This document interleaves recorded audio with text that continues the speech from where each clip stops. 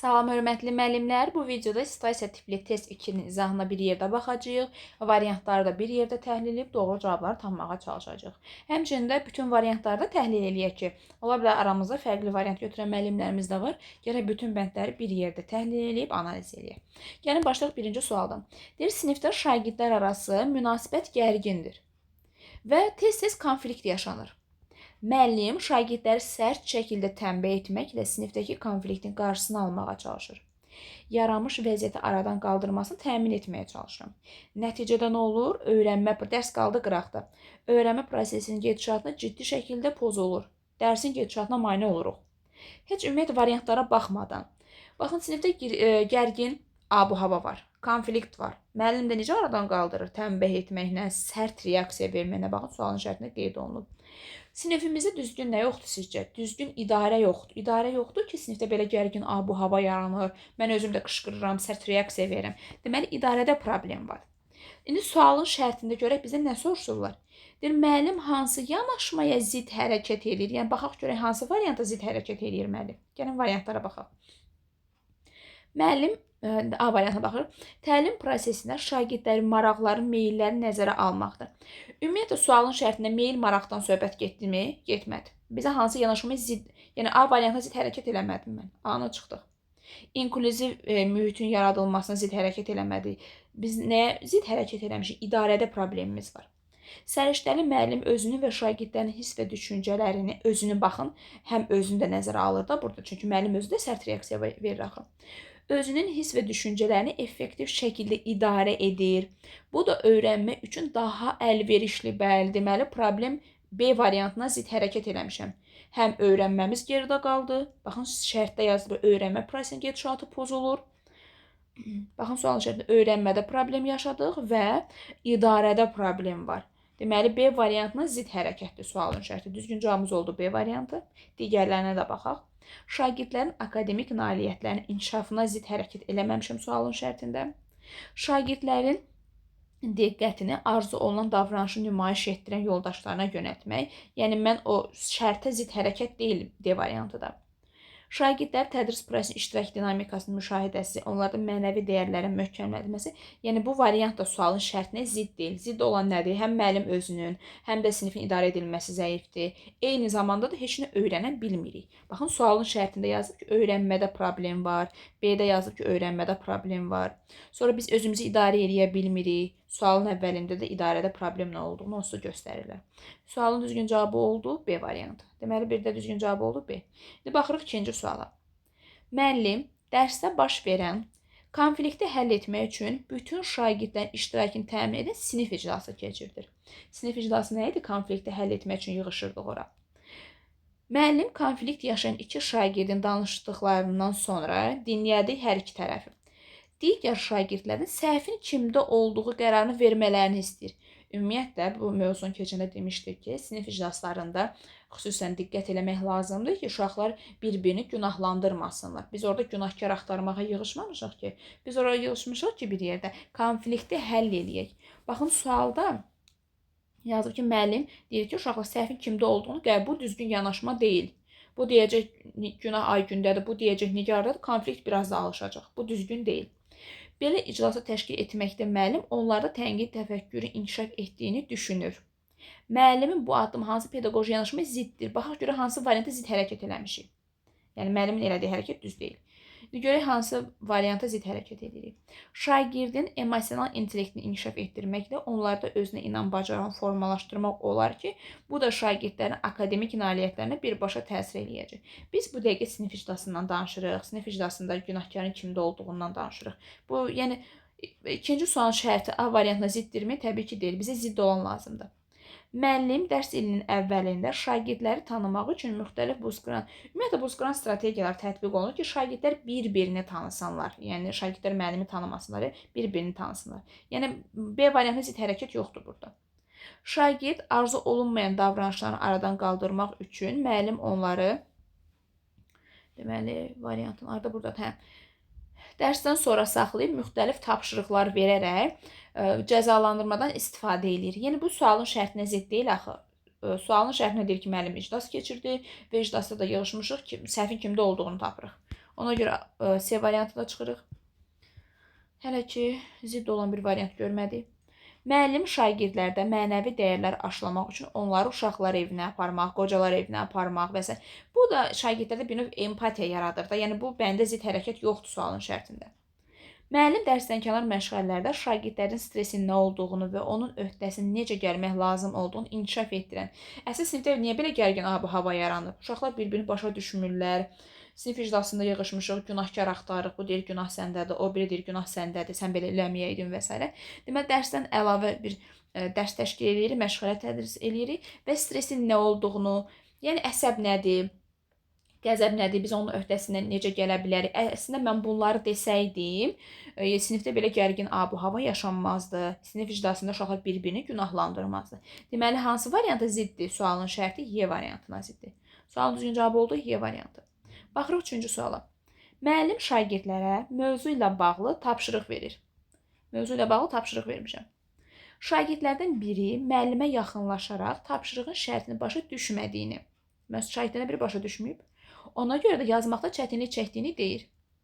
Müəllim sinifə müraciət edərək daha kimlərin bu tapşırığı yaza bilmədiyini soruşur.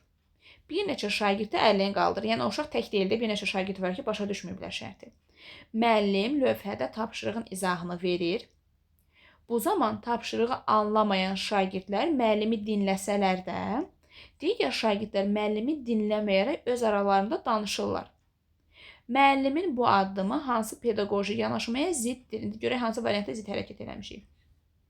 İndi baxın, heç variantlara baxmamış, gərək sualın şərtini təhlil edək ki, sonra varianta baxaq. Deməli, müəllim şagirdlərə tapşırıq verib.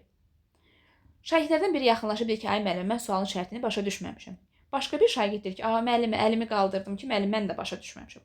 Deməli, ümumiyyətlə mən əvvəlcədən, yəni aydın izah eləsəydim, aydın təlimat versəydim, bu hal olmazdı. Deməli, mən aydın təlimat verməmişəm ki, şagirdlərdən bir neçəsi artıq sualın şərtini başa düşməyiblər. İndi gəlin variantlara baxaq. Şagirdlərin intellektlərinin dərs prosesinə nəzərə alınması, onların həm sosial bacarıqlarının, həm də emosional cəhətdən inkişafına kömək edə bilər. Ümumiyyətlə, sualın şərtini intellektdən, sosial bacarıqlardan söhbət getdimi? Getmədi. Bizə deyir ki, nəyə zid hərəkət eləyib müəllimdir? A-nı sildik. Dərs zamanı müəllim şagirdlərə baxın, aydın təlimatlarla istiqamət verməsi, onların qarşılaşa biləcəyi maneələr əvvəlcədən müəyyənləşdirib, aradan qaldırmaq elə bir xüsusiyyətinə zid hərəkət edib sualın şərtində. Deməli, düzgün cavabımız oldu B variantı. Əgər mən şagirdlərə aydın təlimat versəydim, yəni yuxarıdakı hal baş verməz. Ona görə B variantına ziddir. Yəni, digər variantlara da baxaq. Şagirdlərin düşüncə tərzlərinin fərqli olması, onların verilən tapşırıqlara qarşı münasibətinə birbaşa təsir edən faktorlardan biridir. Ümumiyyətlə, müəllim sualın şərtində düşüncə tərzinə zid bir hərəkət eləməyib. Sində çıxırıq.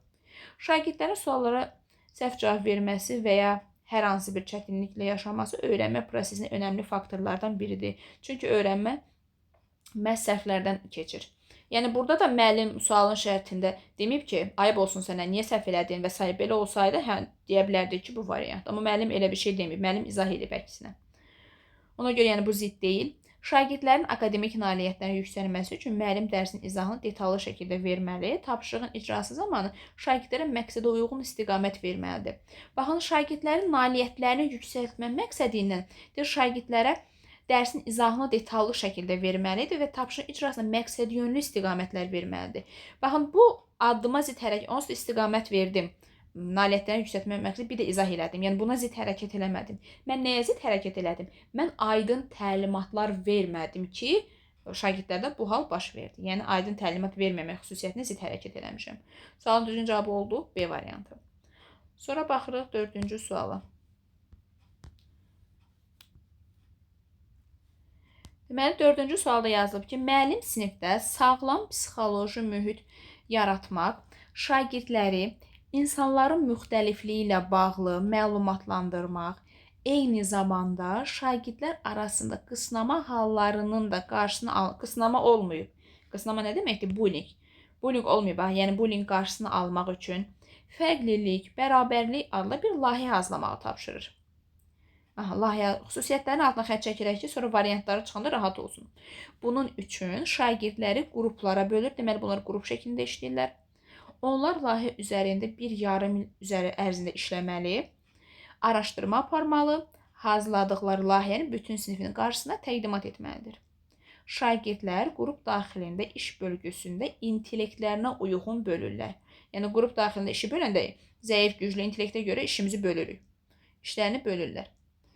Bu situasiyada verilənlərə əsasən müəllimin sinifdəki fəaliyyətləri haqqında hansı fikir doğru deyil. İndi səhv olan bir variant axtarmalıyıq.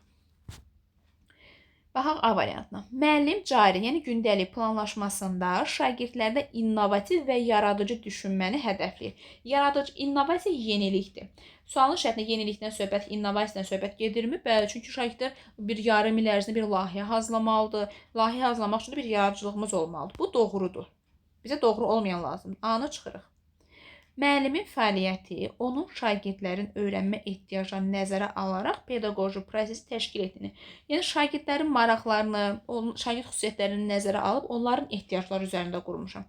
Fikir verirsiniz, həm sağlam mühit yaratmaq üçün, insan müxtəlifliyini nəzərə alan, qısnama hallarının qarşısını alan bir layihə hazırlayırıq.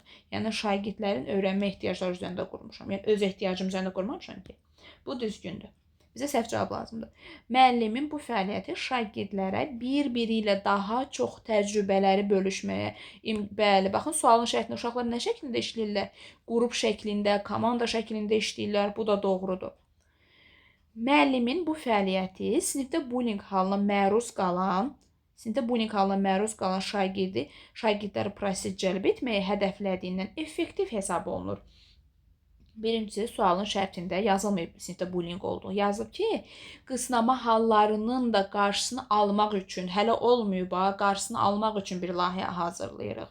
Amma D-də yazdım ki, bullying halına məruz qalan uşaqları prosesə cəlb edirik ki, vəziyyət aradan qalxsın. Uşaq məsələn bullyingə məruz qalıbsa bir layihə hazırlayanda bu onun çıxış yolu deyil axı. Ona görə yanlış cavabımız D variantıdır.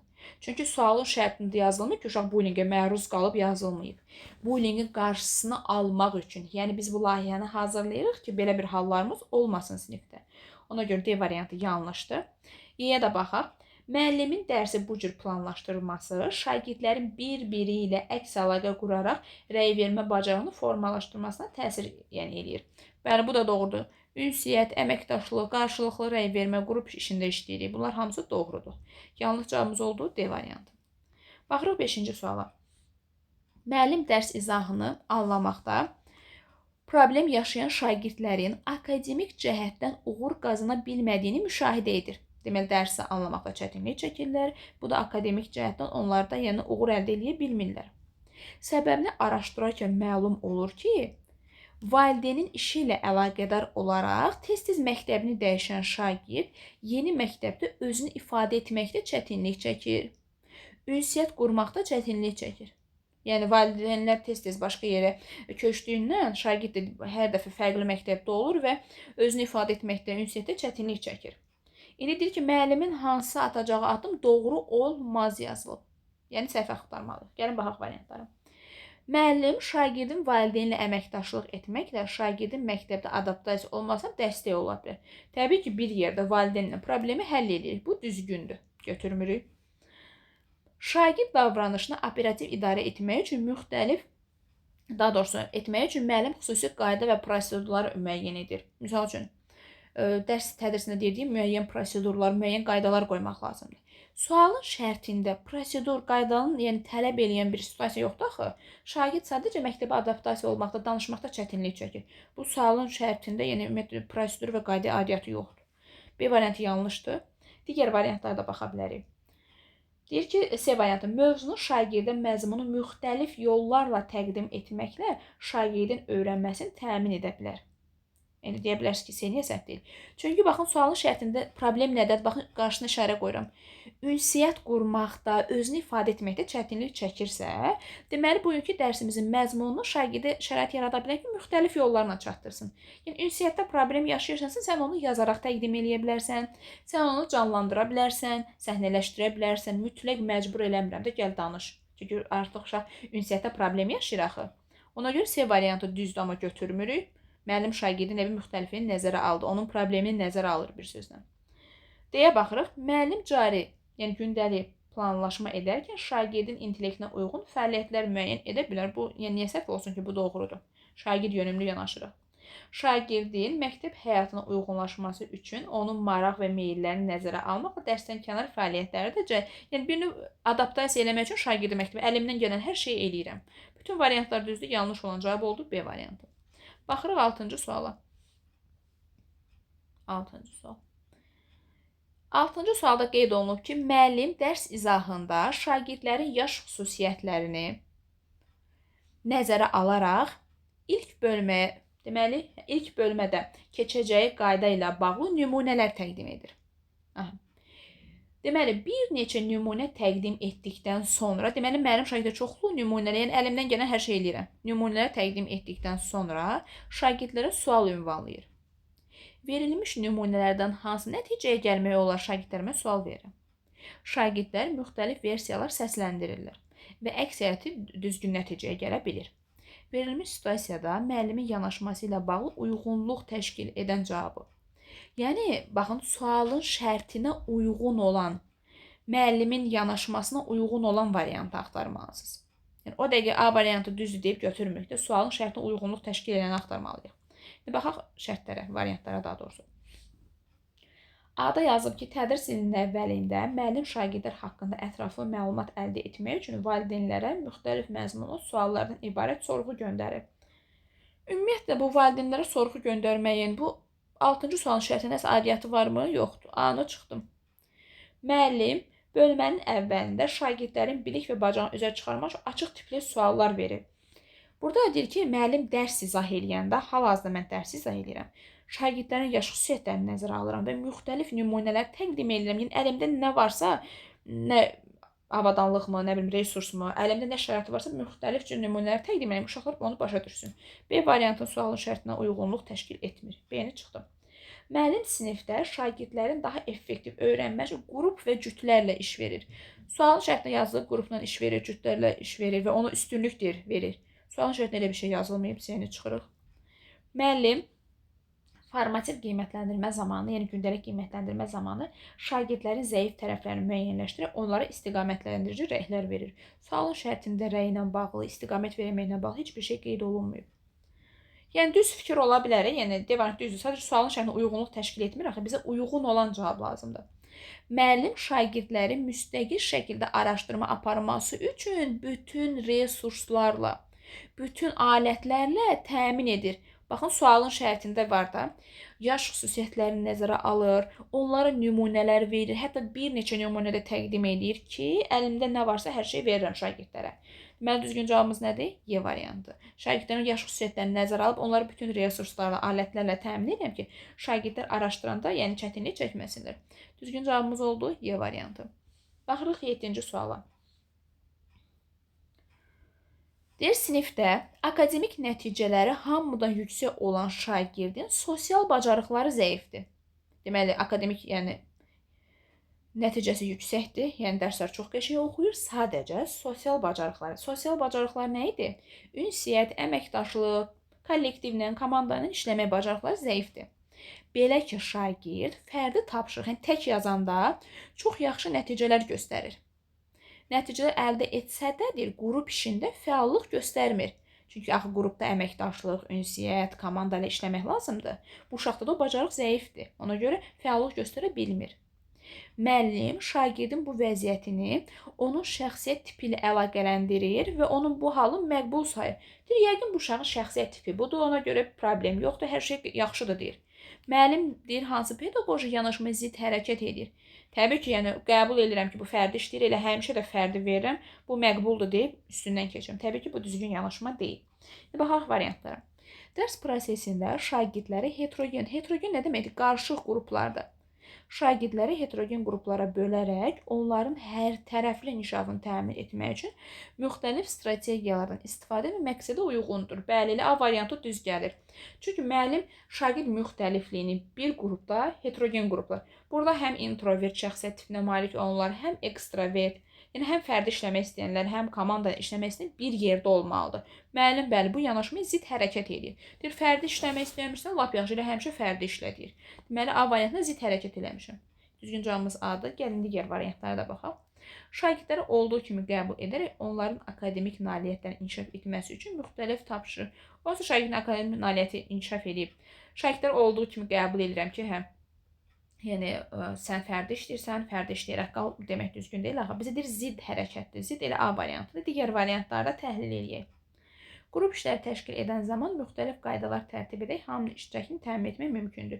Yəni sualın şərtində sırf həmin bir şagirddən gedir və o da komanda ilə işləməkdə çətinlik çəkirsə, deməli onu heterogen qruplarda yerləşdirmək lazımdır. Seni də çıxırıq. Şagirdlərin emosional insekti formalaşdırmaqla onların bir-biri olan mənfi münasibətləri aradan qaldırmaq olar. Yəni sualın şərtində buna zidd bir hərəkət yoxdur.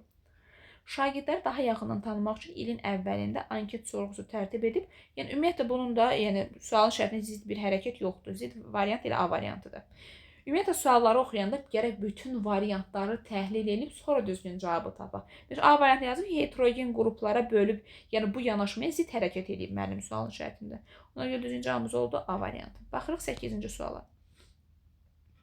Müəllim şagirdlərin bəzi duyğuları anlaya bilmələri, başqalarının fikirlərinə hörmət etmək, dözümlülük nümayiş etdirmək kimi xüsusiyyətlərini inkişaf etdirmək istəyir. Bir növ şagirdlərdə empatiya, özlərini qarşı tərəfin yerinə qoymaq, qarşı tərəfə hörmət etmək, dözümlülük nümayiş etdirmək qərarı almışam. Bunun üçün yarışda arzuladığı nəticəni əldə edə bilməyən bir şagirdin həyat hekayəsini şagirdlərə nəql edir. Daha sonra şagirdlərdən özlərini hekayə haqqında bəhs edilən şagirdlə eyni bir vəziyyətdə olur. Yəni siz həmin şagirdin yerinə olsaydınız, nə hiss edərsiniz? Öz hisslərinizi, yəni öz vəziyyətinizi gəlin bizimlə də bölüşün. Deyir, bu situasiyada verilənlərə əsasən müəllimin sinifdəki fəaliyyəti haqqında hansı fikir yanlış olar? Yanlış fikir axtarmalıyıq. Müəllimin yanaşması onun fasilitator, yəni bir istiqamət verən, bir yol göstərən kimi şagirdlərini tanıması üçün aydın təsəvvürlər yaradır. Bəli, elə mənim məqsədim odur da şagirdlər özlərini qarşı tərəfin yerinə qoysunlar, öz hisslərini bölüşsünlər. Mən də şagirdlərin hissləri haqqında məlumatlı olum, onları daha yaxından tanıyım. Bu düzdür. Bir də səhv cavab lazımdır. Müəllim bununla şagirdlər arasında qısnama nə deməkdir? Bullying. Bullying halının, yəni qarşısını almaq üçün bir addımdır müəllimin atdığı. Bəli, ümumiyyətlə sinifdə empatiya olsa, bir-birimizin fikirlərinə hörmətlə yanaşsaq, hisslərimizi, duyğularımızı anlarsaq, sinifdə bullying halı olmaz. Bu düzdür. C-yə baxırıq. Müəllimin bu yanaşması şagirdlərin qarşılaşdıqları çətinliklər zamanı emosional sabitlik, əsəbləşib ətrafı, misal üçün əlimdə nə varsa atıram yerə, qırıram, tökürəm. Yəni bunu sabitlik nümayiş etdirmək bacarığını formalaşdırmaq istəyirəm şagirdlərimdə. Ki, həmin şagird də imtahanda aşağı nəticə toplamış, sən onun yerinə olsaydı necə davranardın və s. Yəni emosional intellekti bir sözlə inkişaf elətdirirəm. Bu da doğrudur. Müəllimin bu fəaliyyəti şagirdlərin tənqidi təfəkkürünü inkişaf etdirməsinə təsir eləyir. Bəli, şagirdlərə düzgün şəkildə qərar vermək, ekstrem vəziyyətlərdə qərar qəbul etmək və s. Bu da doğrudur. Belə yanaşma ilə müəllim şagirdlərin ümumi təlim nəticələrinə effektiv şəkildə çatmasını təmin edir. Ümumiyyətlə, sualın şərtində təlim nəticəsindən söhbət gedirmi? Getmir təbii ki. Sualın şərtində emosional vəziyyətdən, empatiya hissinin formalaşmasından, sinifdə bullying halının olmaması üçün etdiyim bir addımlardır. Yəni, təlim nəticənin sualın şərtinə aidiyyatı yoxdur. Baxın, yazır ki, bu situasiya haqqında və müəllimin sinifdəki fəaliyyət haqqında hansı fikir yanlışdır? Yəni, Y variantı sualın şərtinə aidiyyatı yoxdur. Baxırıq 9-cu suala. Müəllim şagirdlərin oxuyub anlama bacarıqlarını inkişaf etdirmək üçün sinifdə oxu güşəsi təşkil edir. Oxu güşəsini tərtib edən zaman şagirdlərlə birlikdə müxtəlif əl işləri də hazırlayır. Müəllim şagirdlərlə bir yerdə əl işləri hazırlayır.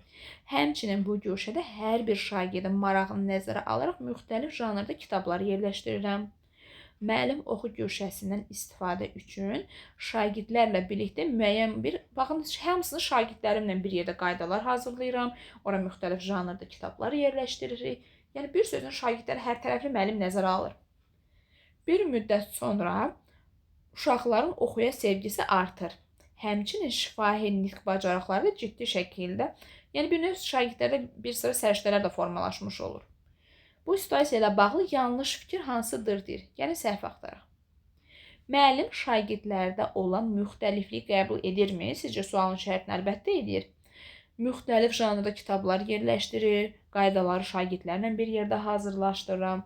Yəni diferensial yanaşır deyir. Şagird müxtəlifliyi nəzərə alır. Bu düzdür. Götürmürük. Bizə səhv cavab lazımdır. Müəllim sinifin idarə edilməsində demokratik üslubdan, yəni müasir təlim, hal-hazırki demokratiya, hər kəs öz fikrini deyə bilər. Məsələn, B variantı yazılsaydı ki, müəllimin sinifin idarə edilməsi avtoritar üslubdan istifadə edir. Onda yanlış variant B götürə bilərdi. Amma burada deyir ki, demokratik üslubdan. Söz azadlığı, hər kəs öz fikrini deyə bilər. B də düzdür.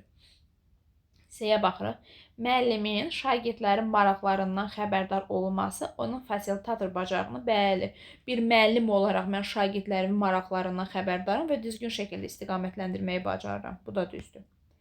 Müəllim şagirdlərdə 21-ci əsrə uyğun olan bir neçə kompetensiyanı formalaşdırır.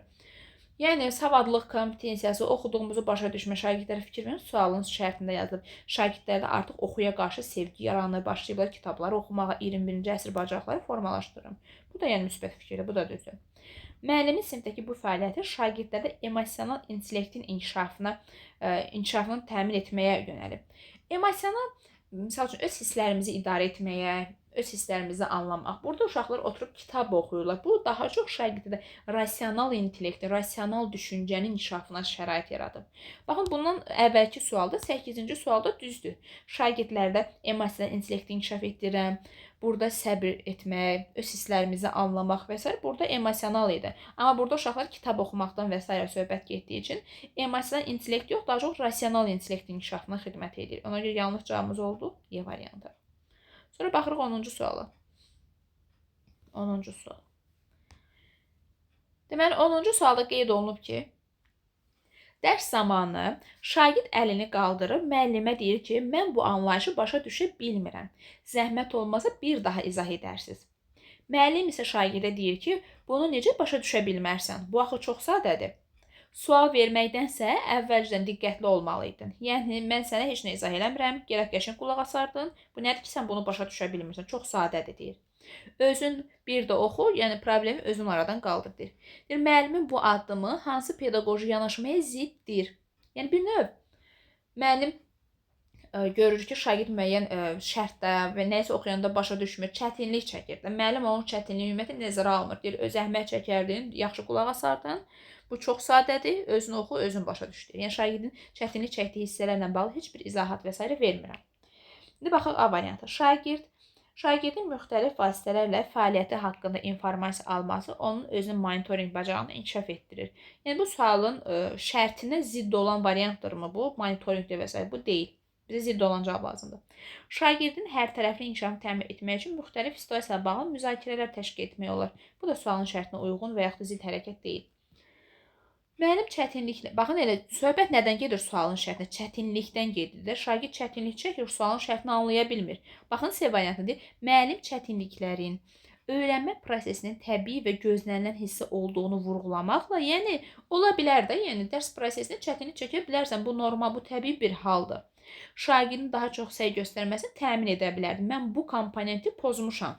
Suala şəhid edirəm ki, ged özün oxu təzdən, yaxşı qulaq asaydın. Bu çox sadədir. Yəni, bu komponenti pozmuş oluram. Ona görə zidd olan hərəkət hansı variantdır? Onda C variantıdır. Digər variantlara da baxaq. Şagirdin akademik uğurlarını dəstəkləmək üçün onlarda idraki fəaliyyətin bütün mərhələlərində inkişafını təmin etmək lazımdır. Sualda çətinlikdən söhbət gedir. Mənim çətinliyi, necə deyim, şagirdin çətinlik çəkdiyi hissələri nəzərə almadı. Ona görə C variantı zidd hərəkətdir. Şagirdlərdə açıq düşüncə tərzini formalaşdırmaq, yəni açıq düşüncə tərzi zidd heç bir hərəkət eləməmişəm sualın şərtində. Deməli, düzgün cavabımız oldu C variantı. Çünki problem çətinlikdən söhbət gedirdi. Müəllim şagirdin çətinliyi nəzərə almadığı üçün bu komponenti pozmuşam da bir sözlə. 11-ə baxırıq. Müəllim şagirdləri heterogen. Heterogen nə idi? Bayaq qeyd elədik. Qarışıq qruplar. Müəllim şagirdləri heterogen qruplara bölərək araşdırma aparmağı tapşırır.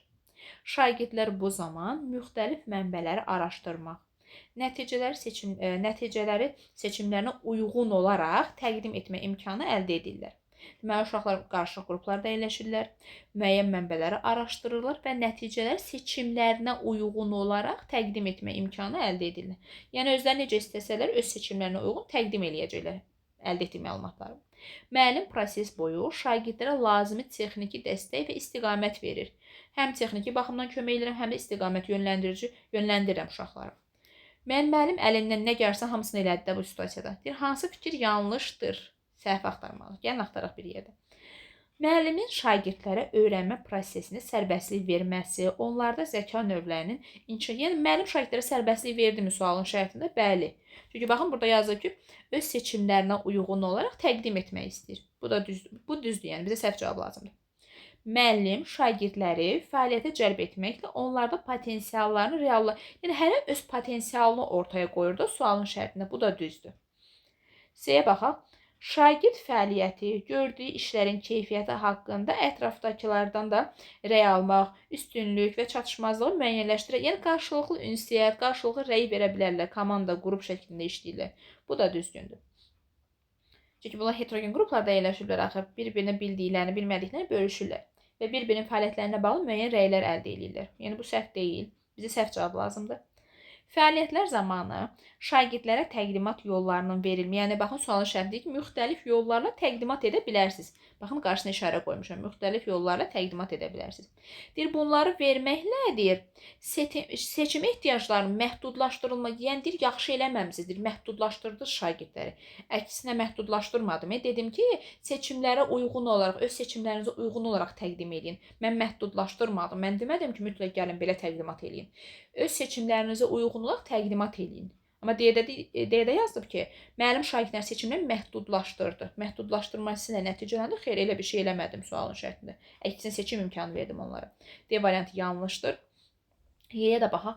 Şagirdləri müxtəlif mənbələr üzərində işə cəlb etməklə onlarda tənqidi düşünmə, araşdırmaq, təhlil etmə bacarıqlarını inkişaf etdirdim. Bəli, bu da doğrudur.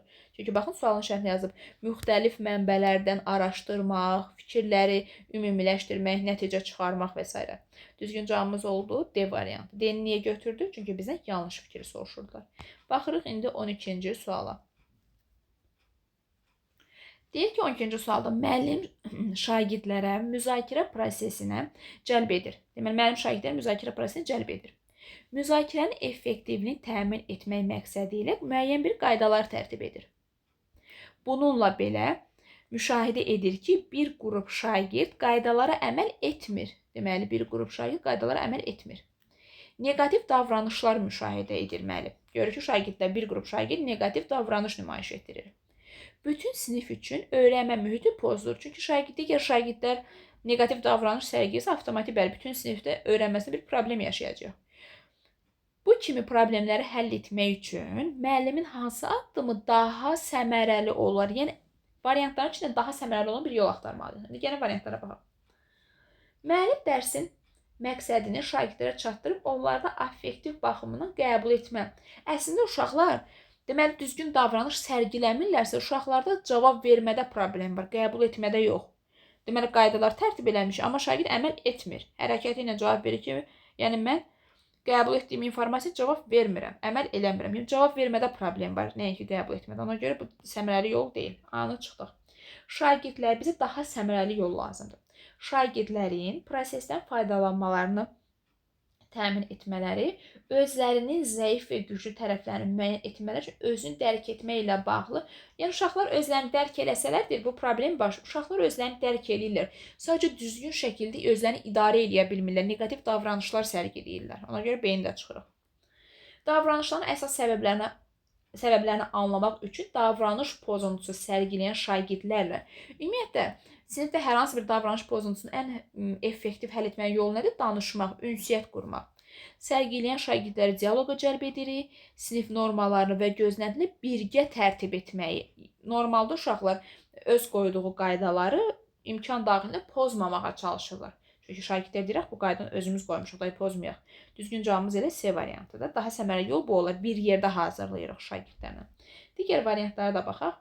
Şagirdlərin problem həll etmə bacarığını inkişaf etdirmək üçün məqsədi ilə daha doğrusu gedişatı müdaxilə etmədən, sinifdə uşaqlar dərsin gedişatını pozur, mən də müdaxilə eləmirəm. Təbii ki, bu yanlış fikirdir. Müzakirə prosesinin gedişatını pozan şagirdlərin davranışlarının onların təlim nailiyyətlərini qiymətləndirərkən nəzərə almaq. Sən mənim dərsimin gedişatını pozurdun, indi görərsən. Sənə qiymət yazanda aşağı bal yazacağam deyir. Yəni, bu nədir? Hədə qorxu gəlməkdir.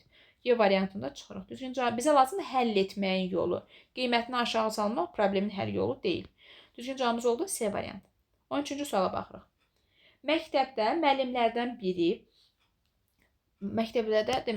biri başqa bir həmkarının, yəni başqa bir müəllimin valideynə aid olan məxfi məlumatları paylaşdığını görür.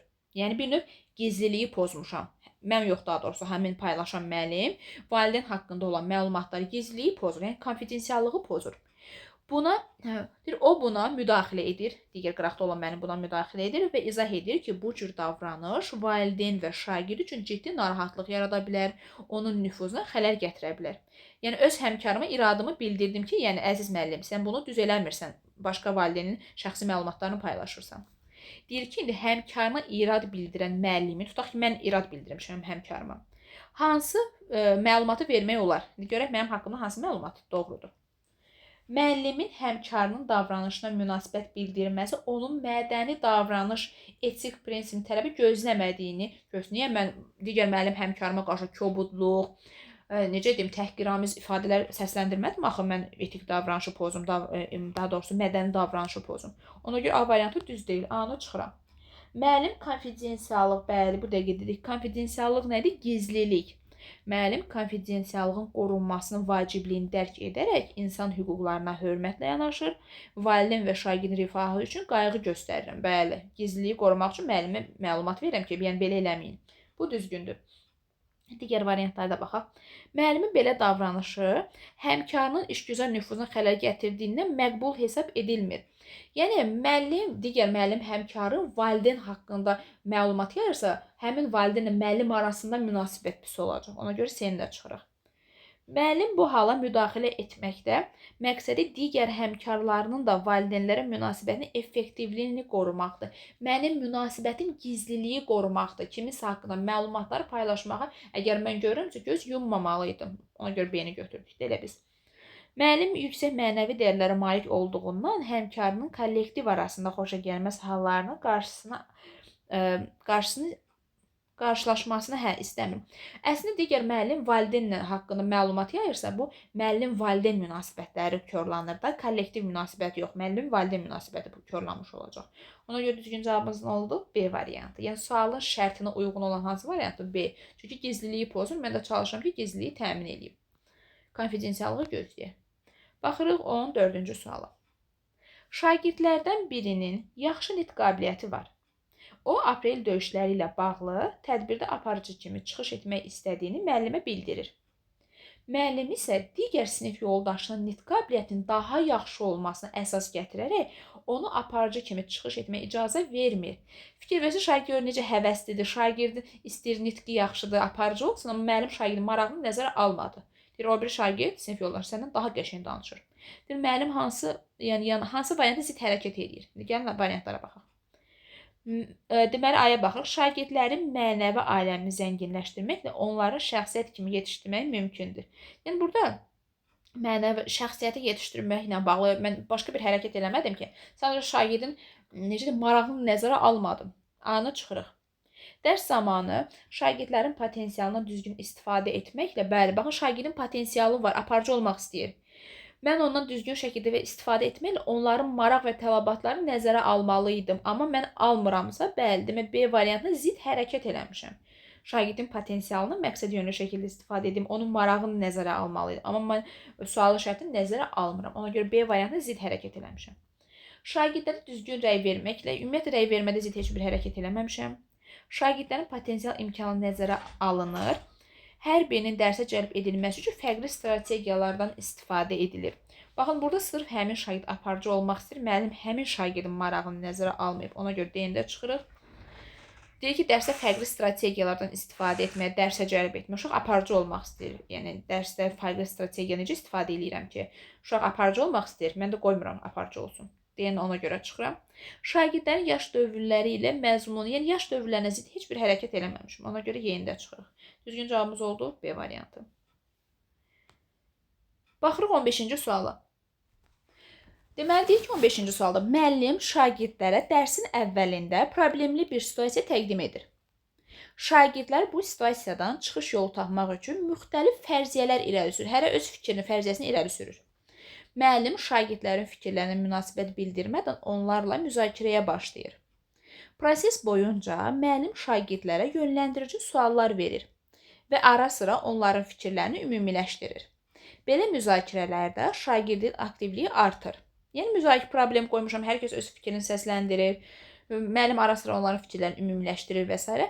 Deyir, verilmiş situasiyada müəllimin yanaşması uyğunluq təşkil, yəni sualın şərtinə, müəllimin etdiyi davranışa uyğun olanı axtarın deyir.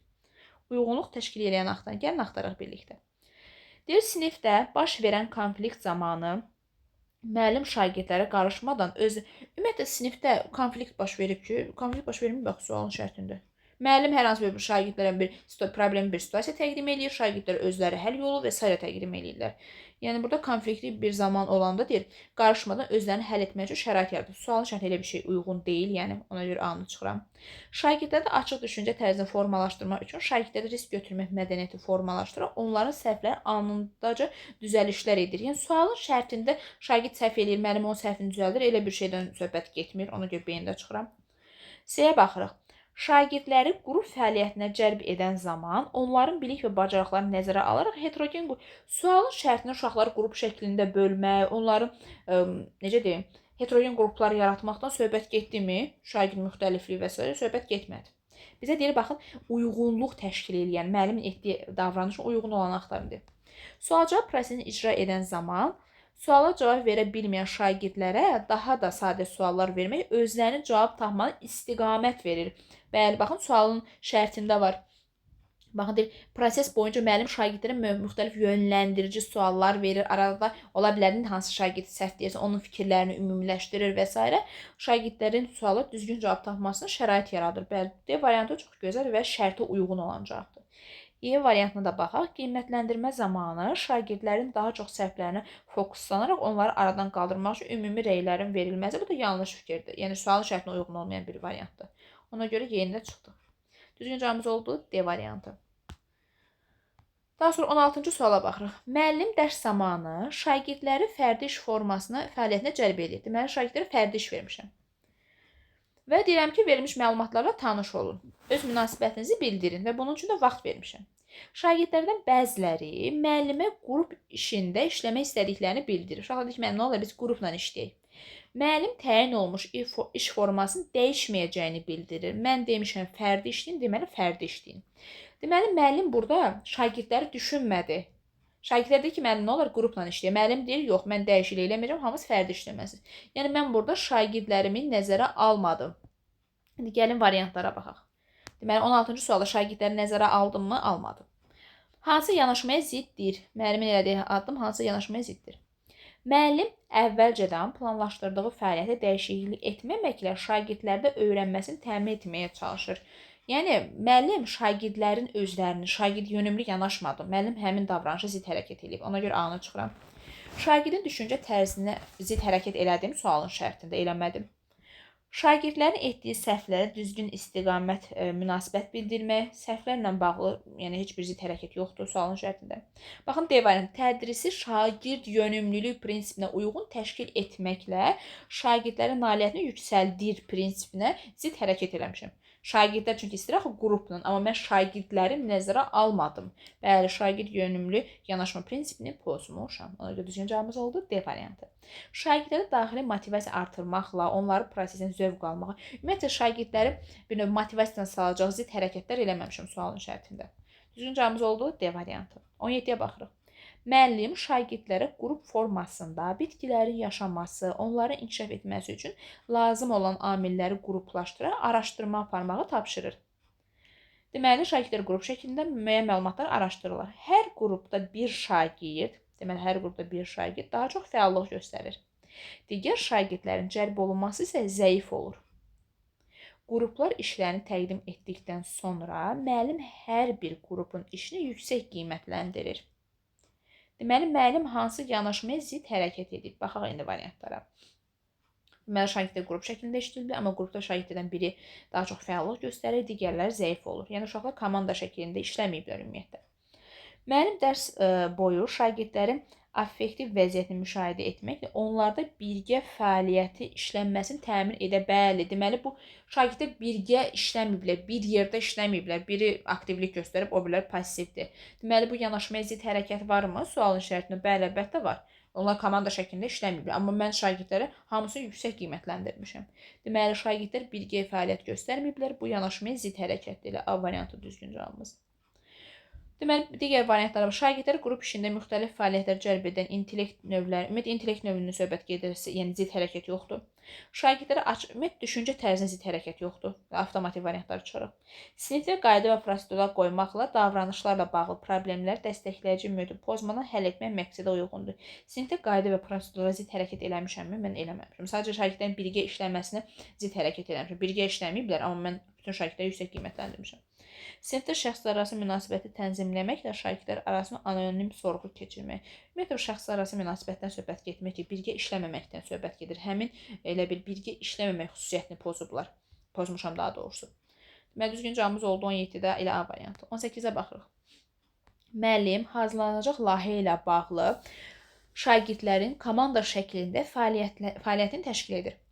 Şagirdlərdən biri fəaliyyət zamanı yoldaşın diqqətini yayındırır. Deməli, şagirdlərin biri digərinin sinif yoldaşının fikrini yayındırır. Onların məqsəddən uzaqlaşmasına şərait yaradacaq fikirlər səsləndirib prosesə mane olur. Yəni, əlindən gələn hər şey eləyir ki, uşaqlar prosesdən uzaqlaşsınlar. Müəllim şagird davranışını idarə etmək üçün hansı strategiyası daha yaxşı olar? İndi mən hansı addımı atım ki, vəziyyəti daha yaxşı düzəltmiş olum? Yəni, daha səmərəli vəziyyət olsun sinifdə. Şagirdi sinifdə açıq şəkildə tənbih etmək. Ümumiyyətlə, şagirdi tənbih etmək, hədə qorxu gəlmək, balı aşağı saldıran bu səmərəli yol deyil. A-nı çıxırıq avtomatik həmişə harda görsək. B-yə baxırıq. Şagirdin komanda işinə fəal iştirakını təmin etmək məqsədi ilə onda problem həll etmə bacarığını inkişaf etdirmək lazımdır. Şagirddə bir növ, baxın, yazıb problem həll etmə. Şagirddə komanda ilə işləmək, necə deyim, əməkdaşlıq, bir yerdə həll etmək bacarığı yoxdur şagirddə. Baxın, amma burada yazıb ki, problem həll etmə.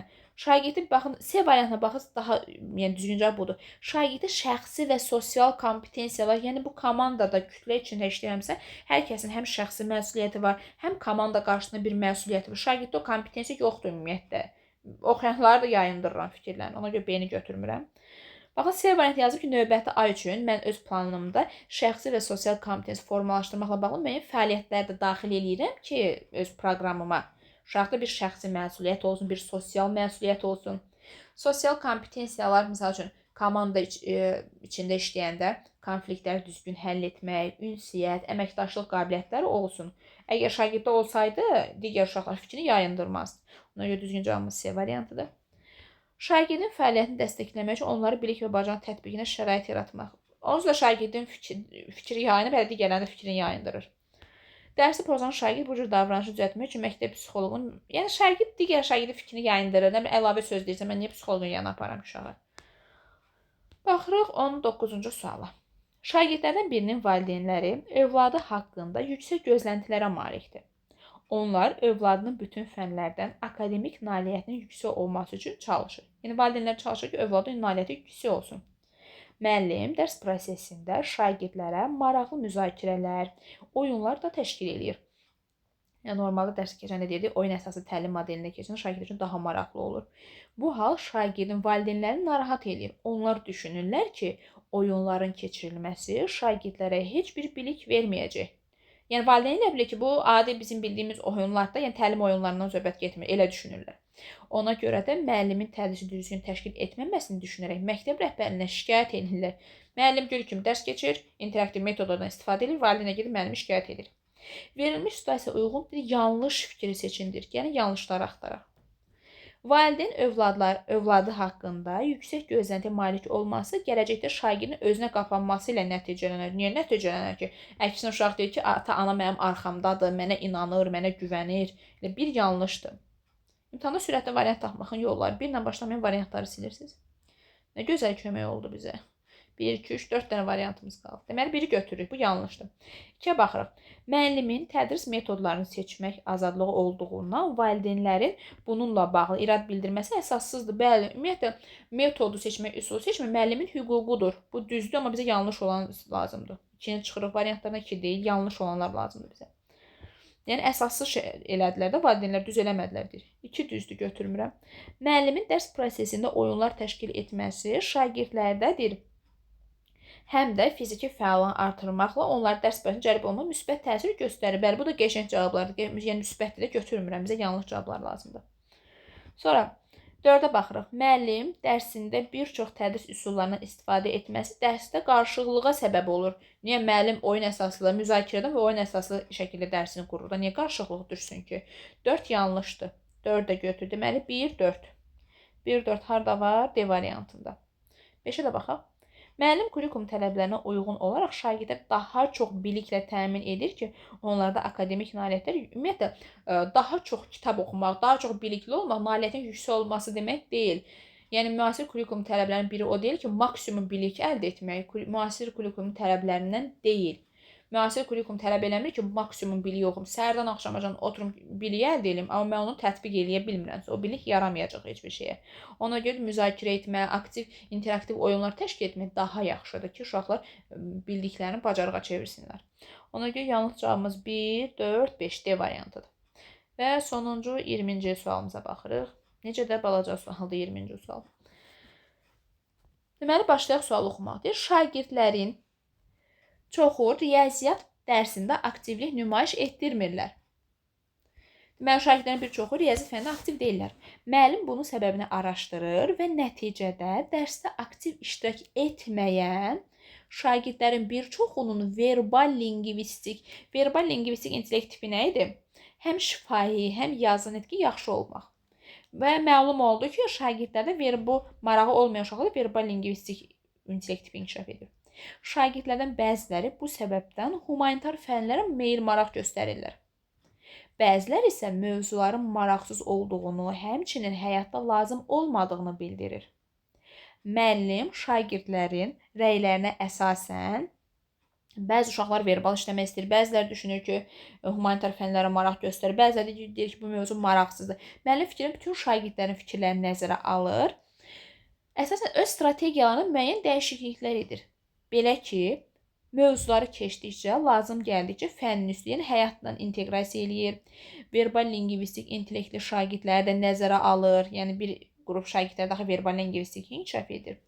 Mövzunu onlar üçün mətn şəklində çap edir və s. Müəllim əlindən gələn hər şey eləyir ki, hamını nəzərə alsın. Yəni müəllim hamını nəzərə almağa çalışır. İndi yanlış olanlar seçilir.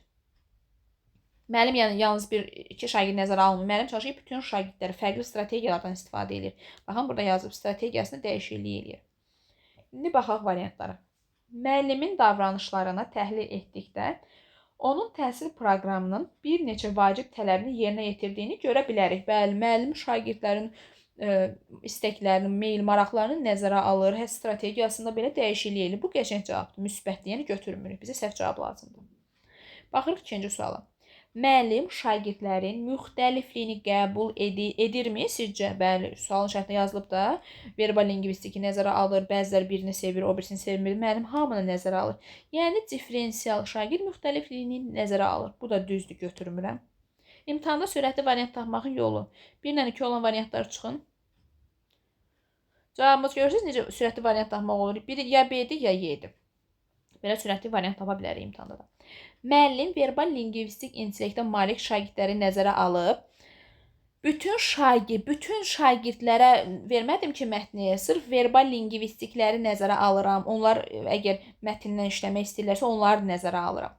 Amma üçüncü sualda yazıb ki, bütün şagirdlərə mətin paylanması təlimdə bərabər imkan yaratmaqla bərabər şagirdlərin öyrənməsi prosesini cəlb edir. Hamıya verbal lingvistik payladımsa bu bərabər imkanları nəzərə alınmadı axı. Çünki sinifdə oxumaq, yazı üzərindən öyrənənlər var. Biri riyazi fəndə maraq göstərir, biri göstərmir, birini verbal. Hamıya mən yazı versəm, ancaq verbalı nəzərə aldım deməkdir. Hamını nəzərə almadım axı mən burada. Ona görə 3 yanlışdır. Çünki sualın şərtində müəllim elə eləmirdi. Hər kəsə ayrı öyrənmə tərzinə uyğun verirdi. 3 yanlışdır. 4-ə baxaq.